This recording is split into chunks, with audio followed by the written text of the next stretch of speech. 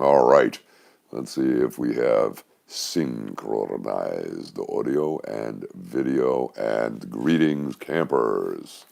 We are live. Look at the beautiful sunset behind me. Time check.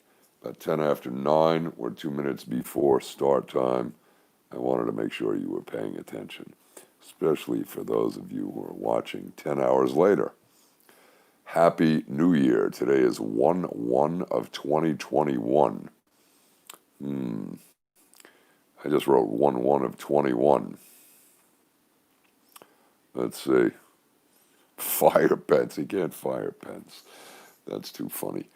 Yeah, well, I'll tell you what. Let's talk about that briefly. But before I do, I want to wish everybody a happy New Year.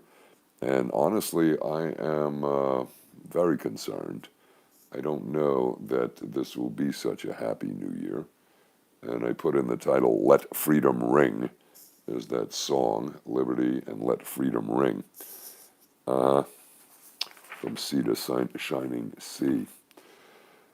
I found a clip and I just added it at the very end, just above the PayPal link, which is from NTD News. This is very good. This is a good summary of the Gomert suit and Pence's opposition, etc. However, it's done from a news reporter's perspective. And this business with the Epoch Times, I don't know. I'm seeing this, and I'll just tell you my read on this real briefly. I think that Trump, and I think that these guys are trying to position Pence as the potential bad guy. And what does that do? That gives Trump an out. Wasn't his fault. Okay? And then he gets to wander off into the sunset and go play golf. That's a scenario. I don't know. How does he get around the idea that he declared the state of emergency and he has done Operation Warp Speed? He's still pushing the vaccines. He didn't stop any of the riots. Evidently, Portland had a massive riot last night where they were attacking the police. I don't know, did you see that on MSNBC? No. All right. So before we go into the whole Gomert lawsuit, this is interesting. I've got the links for you for the documents, and I was delayed finding not Gomert's suit. The opposition took me a while, and then we have Gohmert's reply. But right after I found that, we've got the House of Representatives files opposition seeking dismissal. I don't have that because that link isn't working yet. That should be up in a little bit. So we'll have to call this a developing story, won't we? As somebody asked in the last comments, what's my read on what's going to happen on the 6th? It's like, who the hell knows? But I will tell you this. Pence's opposition is worth reading. The first two links are articles from the Epoch Times, right? Pence opposes Gomert's action to give him authority. And they phrase it, Pence asks judge, now listen to the headlines, let's sell newspapers, right? Pence asks judge to reject push to expand his powers to decide electoral college votes. They're not looking to, Gomert is not looking to expand his powers. What he's doing, and I said it the other day, is looking to remove the restrictions on his powers by this 1877 act. Was it the Electoral Counting Act? Okay, which does appear to be unconstitutional. Why? Because in that it seems to be delegating authority from Congress to not state legislators, to governors. And governors' appointments and selections, they get to announce who they certified, and that wins. Now, I got to tell you, the second link here is an excellent article that goes through the two acts. This is well worth a read, but that's your bottom line. So whichever way Pence goes with it, let's assume they don't get a majority, then it goes to the House, and you get a vote, one per state. But let's assume there's too many permutations. The bottom line is, in that act, it allows the selection to be made by the governor or whoever the governor selected. And what that means is, hello, black cat. It's fascinating. This is a great article. It's the second link. All right, the third link is the Gomert suit. The fourth link is Pence's opposition to the motion. That's about an 8-pager. That's an excellent read. And unfortunately, I think this guy has a great argument because there is no case or controversy, right? Gomert is naming Pence as the defendant in his official capacity. Well, he's seeking to remove the restrictions on the defendant. So absent an injunction against Pence, see, they're not seeking that. I think they're seeking, and this is, I'm unclear, but if they're not seeking an injunction against Pence for following the 1877 Act, he's the wrong guy to be suing. It's like, why are you suing him? There's no case or controversy. And on that point alone, it should be dismissed. And the lawyers make a good argument. This is worth a good read. It is very educational and instructive. It's a short document. And then we have Gohmert's reply, which I haven't read yet. That just came out, and the new documents came out. And Gohmert's reply, I think, is as of today. He put it out on January 1st. It's amazing. We're in 2021. Kind of freaky, isn't it? We will talk about that in a minute too. So this is all the meaty legal stuff. But if you read the second link, which is the process for disputing the votes, which is Epoch Times article, it's very good and helpful. There's also another thing that they're floating out, and they interview this constitutional law guy. I didn't put the link in, but it's probably in there, and it'll show. I started listening to this twice. Once I fell asleep. The guy basically doesn't add anything other than more confusion to it. But what I found fascinating is that Thomas Jefferson, not William Jefferson, Thomas Jefferson, the third president, was the vice president. And evidently, he counted the votes and somehow managed to get himself elected as president. Fascinating discussion, isn't it? That was what, in 1802 or 1804? Unbelievable. Curious, isn't it? But that's a great read. You'll enjoy it. Let me think for a second. Now, what's more problematic to me, and nobody's talking about this, of course, there was one little article that I found, and I can't find it again, but they were talking about when did the inauguration date become January 20th. That was, actually, I looked it up, that was the 20th Amendment. This occurred in about 1931, 1932, all right? And, hey, Ezra, hey, ECAT, right? When did that happen? Quiz to follow, campers. So whose administration was that? That was FDR. Now, if you caught what I said yesterday, even though I was a bit adrenalized, the assignment and creation of these administrative agencies, usurping the authority of Congress, but really Congress delegating them and offloading their responsibility. You don't delegate by abdication, and I don't know that you can delegate those rights on a constitutional basis. I think that in and of itself is unconstitutional, right? So, it's a very interesting thought. So the date changed. It was always March 4th. Now, if you have a dispute in an election like we do now, an inauguration of March 4th gives you plenty of time to look at the number of, all the issues and litigate it and get resolution, etc. You bring it up as far as January 20th, suddenly you don't have enough time to really dispute it, right? And that's what we're experiencing now.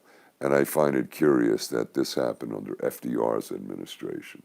I didn't do a deep dive into it, just a cursory review. But that's when this happened, around 1931. And that became the 20th Amendment.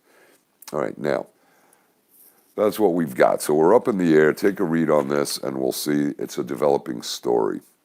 The last link, again, just before the PayPal link, is this NTD, which does a good review. But again, it has, it's kind of got that newsman spin to it. They also do a discussion on what keeps America together, and it's the notion of freedom and what's the greatest threat. And it's a fascinating discussion. And they do a discussion of an experiment where authoritarians were inflicting pain, essentially potentially deadly torture on people, and they obeyed authority. It's a good little piece. It's only 15 minutes long. You can check it out. But got a couple of very interesting links, and a link from our man Harry Vox. Harry, baby, somebody asked. Paul Revere was asking about it, I think. And, or maybe he was asking about the six. Somebody was asking about Harry. So he put this link in. He sent me this yesterday. We speak regularly. Got to check up on him, make sure he's okay up there in New York. And he did a comedy, a spoof video on on Klaus Schwab. So that's down there. That's just before, working from the bottom up. You've got NTD News is the Gomert suit. Then I got Harry, baby. You'll see it there. The Great Reset explained. It's interesting. He hit some very interesting points, doesn't he? Oh, at the end of the NTD News, that's right. The final clip is communism requires the surrender of all private property rights. And they mention in the Declaration of Independence, they say we are, life, liberty, and the pursuit of happiness, unalienable rights. However, in the Constitution, it's life, liberty, and property. So that is a constitutional provision. And is Klaus Schwab and his World Economic Forum going to protect our Constitution? And anybody who proposes, who is an elected official, to incorporate their policies here is violating their oath of office and our Constitution, and arguably should be charged with treason and physically removed from office, in my opinion, right? Probably shouldn't have put the comments on here, but I'll have to review them after the show because there's a lot of thinking occurring in my alleged mind. All right, now let's shift the gears for a second. Under Gohmert's Reply, got a thing from our boy Never Alone with Christ out of Portland. And he is talking about, there's a short little clip on YouTube, and he does amazing research, this guy. Flu shots increase COVID risks in Oregon. And he's talking about the number of vaccine injuries from flu shots, not the COVID shots, flu shots. And he's saying it's 6,600 and something. A lot. Now, I'm not clear if that's Portland, Oregon, or if that is nationally on just the flu shot. We getting coverage on that or not? It's very disturbing. But they're also establishing, and there is a doctor's report in there that he links to, and it is saying that this increases COVID. And I know Bobby Kennedy revealed this, and a DOD report came out a couple of years ago, that flu shots increase your likelihood of getting COVID by 36%, right? Right. Okay. I'm seeing Denise. I see what you're saying. Can't address that. Biden, Harris. But they love Klaus's plan. Okay. So, this is on the flu shots. Now, let's stay on flu for a minute and the COVID pretext. The next link is the British hospital. I don't know if you caught this, but the woman went into a British hospital because they're in lockdown over there. And they were at stage 3 lockdown, and supposedly they're going to stage 5 lockdown because of the massive COVID emergency, right? The health emergency. So she goes into the hospital there. I got to switch hands. We're getting max headroom. She goes into the hospital, and the goddamn place is empty. And she's running the video and puts it up on social media. Well, she was arrested either yesterday or the day before, and then she's released on bail for publishing that on, excuse me, social media. Now, this is the link for the guy who posted her clip announcing the arrest. Very interesting. Take a look, and I would urge you to share it, because she's saying, why are we in lockdown? I mean, this is a ghost town hospital. And if you read the comments, you get the people, oh, well, sure it is, because the COVID is the ICU ward. Well, the claim is they're overflowing, et cetera, et cetera. But there's nobody there. She said, what about regular people who need treatment, who are injured? What about people who, have heart conditions, other conditions, cancer? Where's the treatment? Unbelievable. Everything is locked down. Oh, no, it's all in the ICU. I'm curious, how many beds does that hospital have in the ICU ward? Empty place. Same thing that we saw here. Same thing we saw in Berlin. Same thing we saw in Elmhurst, in Manhattan. Ambulance drivers there. The big charade, right? Unbelievable. This is a cool video. The British hospital. Woman arrested for filming empty hospital. Share that, please. Next, very problematic. This, and I told you to be vigilant because the evil slither are doing their thing. This is a bill in New York. You New Yorkers need to pay attention to this. This is a big problem. It's removing people who pose a public health risk. So those are people who are sick, those are infectious, or contaminated, ill, or may be a public health risk. They're going to be removed. Does that sound like COVID camps coming? What does that sound like, Bilby? This is a bill in the state of New York being proposed. So now your liberties will be removed because you may be infectious and you're going to be what? Put in a COVID camp, a FEMA camp? Take a look at this. This, again, is the Twitter link. And in that link, they have a link to the bill. So I put both there. This bill is being introduced, and I don't know if it's being voted on. When? Surprise, surprise. January 6th. What else is happening on January 6th? Oh, the charade about Pence counting votes, while Cuomo and de Blasio managed to pass a law in New York State that said violent felons get an appearance ticket. Isn't that interesting? So, that was done just before the riots there, those peaceful protests. And the police had arrested over 700 people for violent felonies, burning, throwing, beating, shooting, arson, rioting. What do they call it? I was going to say incentivizing riot, inciting a riot. And they are released on an appearance ticket, like a summons. Okay, come back in a month and reappear. No bail required. So that recycles 700 violent criminals back on the street where they can continue, wrecking, rioting, robbing, beating, breaking, throwing, burning, etc. You don't think that was planned? I said that then. This was planned. Now, New York is coming up with a bill that is going to authorize the removal and confinement of people if they may be carrying a contagious disease that may be affecting public health. I'm sure Dershowitz would like this. We'll have to ask him. And one of the comments says, well, I wonder if those people also have to wear a gold star on their shirt.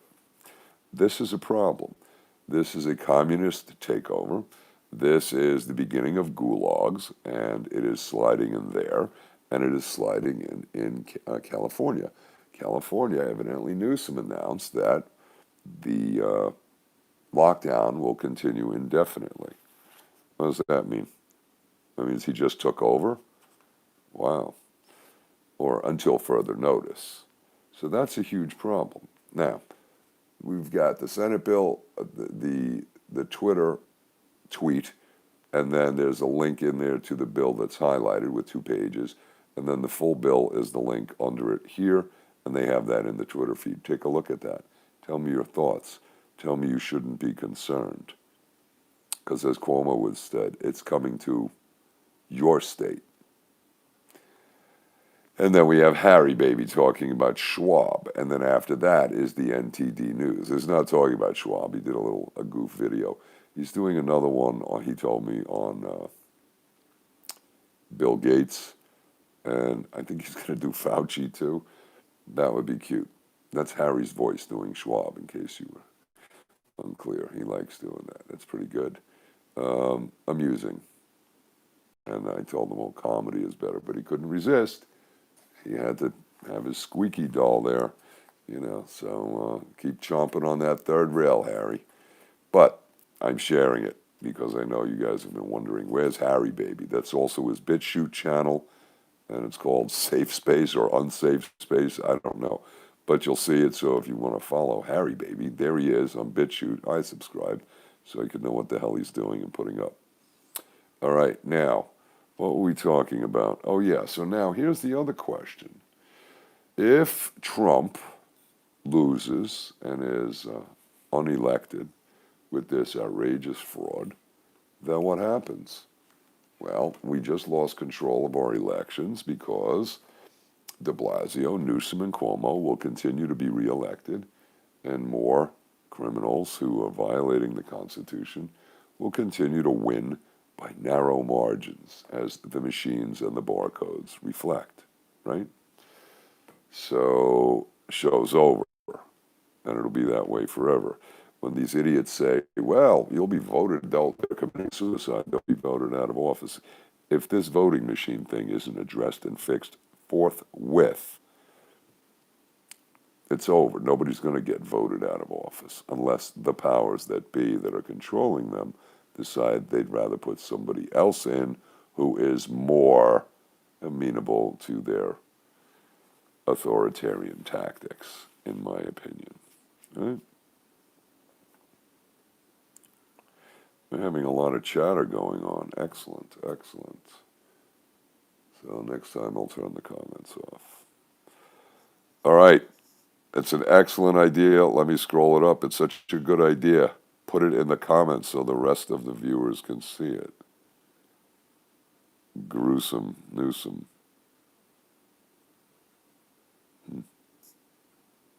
Amazing. Jacqueline D is outraged. Okay. What's the idea? Somebody, hey, Bill B, why don't you put that in the comments so I can see it too? Because if it's that good, we'll pin the comment. I pinned other comments on the last show. Anyway, it's important stuff. The New York Senate bill is an outrage.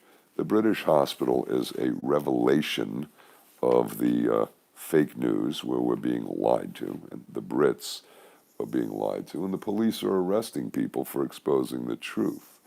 Isn't that curious? And then the flu shots are increasing COVID risks in Oregon. And then I've got the whole bunch of stuff on Pence's litigation. Pence's opposition to Gomert is worth reading because it's very instructive on constitutional law and good litigation. Right? LEVE, the comments on. Why? No. Is that a command? Doesn't work that way on my channel. Process for disputing the votes is an excellent article. Getting Max head. I guess we need more color in the background, or people are sending me messages and emails. I don't know. Good. What does Vegas say on Trump? Look, what I'm saying is this. Pence could use the authority he has under the 12th Amendment and reject the votes from the disputed states. Thus, I believe nobody would have a majority.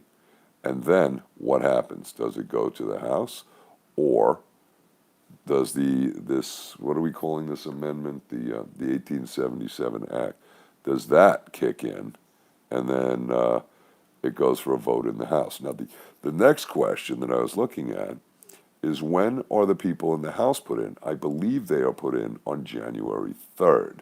So that means the new House members will be there, and the Republicans picked up, 11 or 12 seats.